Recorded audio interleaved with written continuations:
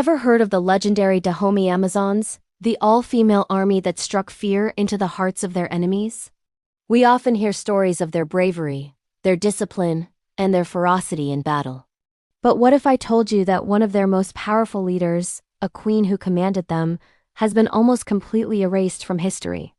Today, we're pulling back the curtain of time to uncover the incredible and controversial story of Queen Hangbe, the forgotten military queen of Dahomey. The story begins in the early 18th century, in the powerful West African kingdom of Dahomey, located in modern-day Benin. At the time, the kingdom was ruled by King Hangbe. He had a son, Akaba, and two twins, a boy named Agaja and a girl named Hangbe. Hangbe and Agaja were totally inseparable from childhood. More than just siblings, they were partners, sharing a bond so deep it was said they were two halves of the same soul. This bond would shape the destiny of the entire kingdom. Now the line of succession in Dahomey was clear. The eldest son inherits the throne. So, when King Hangbe passed away, his son Akaba became king. Hangbe, being a woman, wasn't in the direct line for the throne, but she was far from powerless. She was intelligent, politically savvy, and deeply respected within the royal court. She served as a key advisor to her brother Akaba, her strategic mind proving invaluable in both politics and military matters. Then, in 1708, tragedy struck. King Akaba died suddenly while on a military campaign. The exact cause of his death is debated. Some say it was a sudden illness like smallpox. Others whisper of poison or a battlefield wound. Whatever the cause, his death created a huge power vacuum. Akaba's rightful heir was his young son, Agbo Sasa. But he was just a boy, too young to rule a kingdom constantly at war. The court was thrown into chaos. Who would lead Dahomey? This is where Hangbe steps onto the center stage of history. With her twin brother Agaja away on a campaign and the rightful heir too young to rule, Hangbe did something unprecedented. She took control. She declared herself regent, stepping in to rule on behalf of her young nephew. She wasn't just a placeholder. She was a ruler. She moved into the royal palace, took charge of the administration, and most importantly, assumed command of the army. This was a radical move. A woman ruling Dahomey? It was almost unheard of. But Hangbe wasn't just any woman. She was a twin, which held special spiritual significance in Dahomeyan culture. And she had the support of the military, especially the formidable female warriors who would later be known as the Dahomey Amazons. It's believed that Hangbe was instrumental in either forming or greatly expanding this elite unit. She saw their potential, trained with them, and led them into battle herself. Imagine the sight. A queen not sitting on a throne, but riding at the head of an army of warrior women, her presence inspiring loyalty and courage. Under her command, the Dahomeyan army continued its campaigns, securing the kingdom's borders and trade routes. Oral traditions passed down through generations tell of her brilliance as a military strategist. She was said to be ruthless on the battlefield but a just and fair ruler at home. She implemented policies that supported agriculture and trade, ensuring the kingdom's prosperity. For a period of about 3 years, from 1708 to 1711, Queen Hangbe was the de facto ruler of Dahomey. But her reign was destined to be short-lived. Her twin brother, Agaja, eventually returned from his campaigns.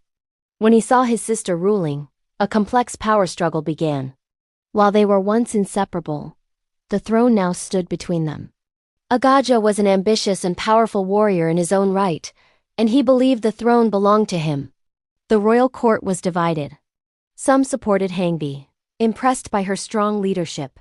Others clung to tradition, arguing that a man must rule. The details of what happened next are murky, lost in the mists of competing historical accounts. Some stories say there was a tense political standoff. Ultimately, Agaja's faction won out. He had the support of key male chiefs and officials who were uncomfortable with the female ruler. They saw her as a temporary fix, not a permanent solution. Hangbe was forced to abdicate. And this is where the story takes a truly tragic turn. King Agaja, perhaps to solidify his own legitimacy and erase any challenge to his rule, began a systematic campaign to erase his sister from history. He ordered that her name be struck from the official king lists. He decreed that it was forbidden to speak of her reign. Royal historians and storytellers, known as griots, were instructed to omit her from their recitals of the kingdom's history. It was as if she never existed. Why such a drastic measure? It wasn't just about sibling rivalry. Hangbe's reign challenged the very foundation of Dahome's patriarchal power structure. Her success as a ruler was a threat to the established order. By erasing her, Agaja was sending a clear message. Women could be warriors, they could be advisors, but they could not be kings. The official history was rewritten to show a direct line of succession from Akaba to Agaja, completely skipping over the 3 years of Hangbe's rule. For centuries, this official version of history was the only one that was known outside of a very small circle. To the outside world, and even to many within Dahomey, Queen Hangbe was forgotten. But you can't completely erase a memory. Her story survived in secret, passed down through hushed oral traditions, particularly within certain families and among the female warrior lineages who never forgot their queen.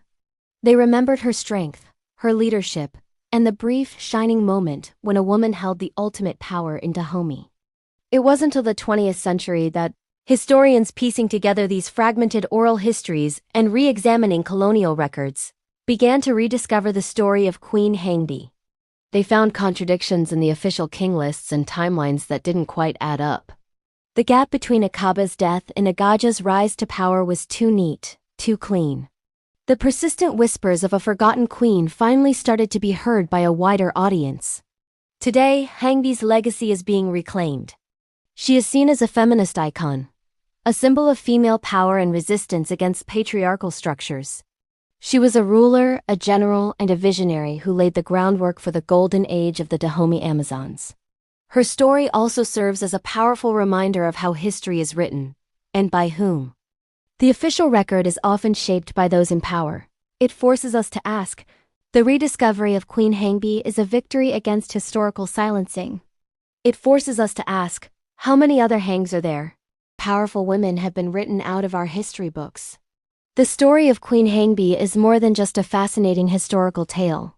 It's a story about power, betrayal, and the enduring strength of memory. It's the story of a queen who was so formidable.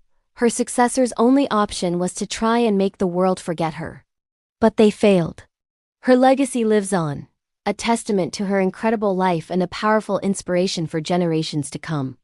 Thank you so much for joining us on this journey to uncover the story of the lost warrior queen. If you found this story as fascinating as I did, make sure to hit that like button and subscribe for more hidden histories. Let me know in the comments what you think about Queen Hangbe's story. See you next time.